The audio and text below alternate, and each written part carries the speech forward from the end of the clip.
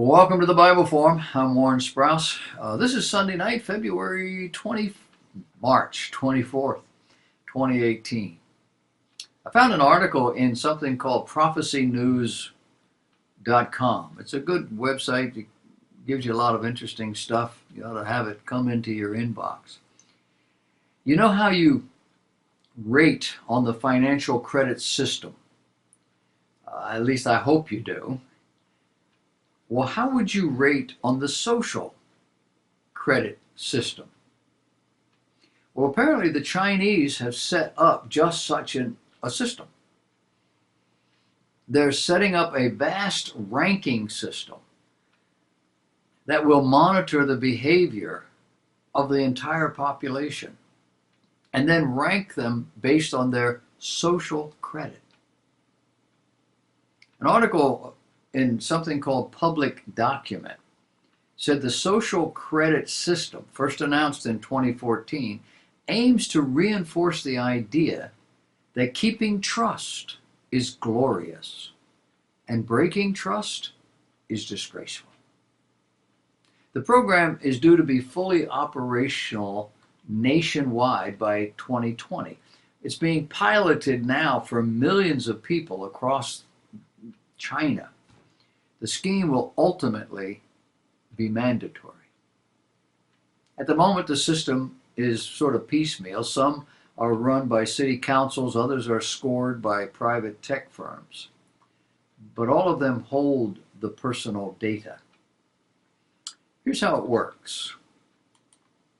Like private credit scores, a person's social score can move up and down depending on their behavior. The exact methodology is secret. But examples of infractions include bad driving, smoking in non-smoking zones, buying too many video games, and posting fake news online.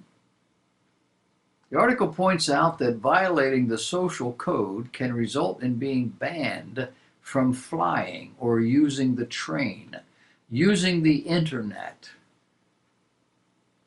denied decent schooling for their children, or maybe getting a job, staying in hotels, having your pets taken away. China is also taking advantage of the mob mentality by branding violators as bad citizens. I'm sure in the midst of all of this are people encouraged to tell tales on their friends, neighbors, and relatives. Almost every one of these so-called punishments have already taken place in China. And the country has announced its plans to have the system fully in place and functional by 2020. Oh, that's next year. The most frightening part? I believe that system is coming here soon.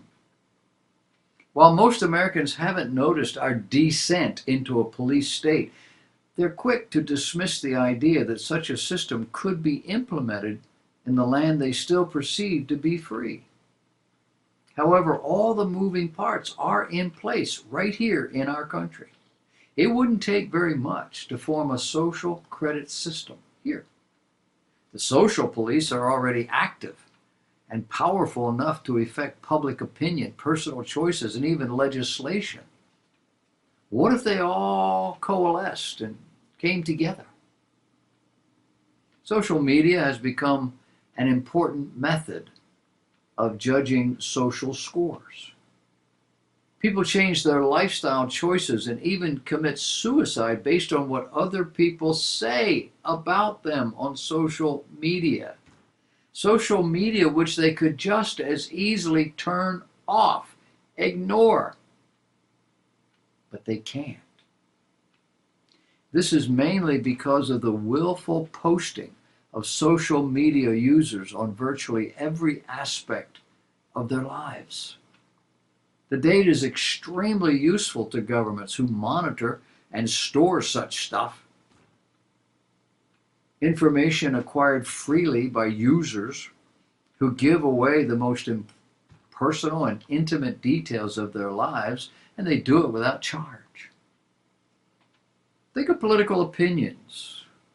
pictures of yourself, your food, or private conversations you had over Messenger. Personal data being sent directly to the corporation and respective governments that you have access to in this data through a variety of means, data they're able to put to good use. Despite the fact that social media acts as a giant web, snatching users' information and acting as a useful tool in engineering social movements and even human behavior, major social media outlets like Facebook and Twitter have become everywhere and common.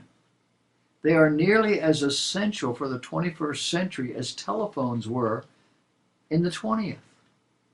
If you don't think so, let Facebook go down. Some people wouldn't be able to function. The social credit system goes along with the dark side of social media. This is also despite the fact that social media has been proven to make its users depressed, angry, and less social. And much like any other drug, social media is addictive, causing real world loss in terms of quality of life, while the users simply cannot tear themselves away, even when they know it's best for them to do so. And for that reason, it appears social media, whatever platform it may take, is here to stay. It's also an important part of the structure of the coming technological control grid. Beyond the negative effects social media has on the mind of the individual or in the creation of top-down social movements, the internet mob mentality has now become a fact of life in America. Any celebrity, business owner, or just regular person can be subjected to digital flash mobbing simply as a result of a 2-second picture where a person's reputation is destroyed. Their job or business is lost, their career is over. All because of what is now being called virtue signaling or outrage by masses of people on the internet who are simply following what they believe the rest of the herd is doing. We are living in an age of digital lynchings, and it doesn't matter whether the victim was wrong or not. What matters is only that that person be punished as harshly as possible, with words. Then there's social credit system that is producing a cashless society. We live in a world that's replacing cash with digital currency. In some cases, the move has become to become cashless is made by social engineering and predatory marketing. In other cases, such as India, the cashless society has been brought forward by force of law. It always begins with convenience that then leads to a total change in the way we do business until cash is seen as an encumbrance we don't really need. In fact, it's dangerous. People rob you for your money. But then they'll rob you for your credit card too. Oh, what will we do? We will probably have the number tattooed on our hand. Or maybe on our forehead.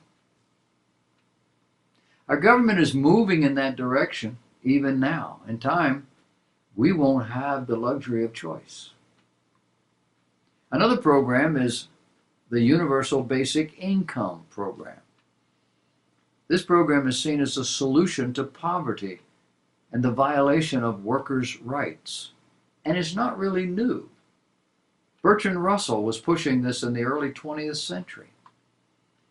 And this, along with a cashless society and social media addiction, is going to form a completely new system that can be controlled by technology, meaning someone other than you is going to have control of what you think, say, do. Think of the culture of social media outrage today. Then imagine the state implementing a strategy to take advantage of that. Oh, you really don't have to imagine, do you? The strategy is already here.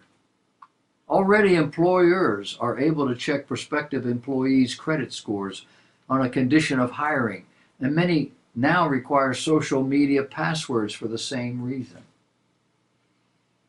Pair all that up with the social credit system, the universal basic income, and you can see easily how the social credit system can be the litmus test for whether or not you get your benefits. This means that in the very near future, we could see someone who dares say something politically incorrect or makes a bad financial decision. We can see that person literally frozen out of society. We're being told governments are cutting social safety net payments to individuals who do not meet what those governments deem to be acceptable health care decisions. Similar schemes are in place where recipients are drug tested as part of the requirement for receiving benefits. This is how society progresses into totalitarianism. Now, a younger generation is being conditioned to accept all this manipulation by the social engineers. And it's being reinforced by the generation before them of bringing in the technological control grid, one giant leap at a time. And you may listen to all this and scoff. But the point here is the Chinese are not laughing. They're showing us how to do it. Do you really think no other nation on earth is thinking about this?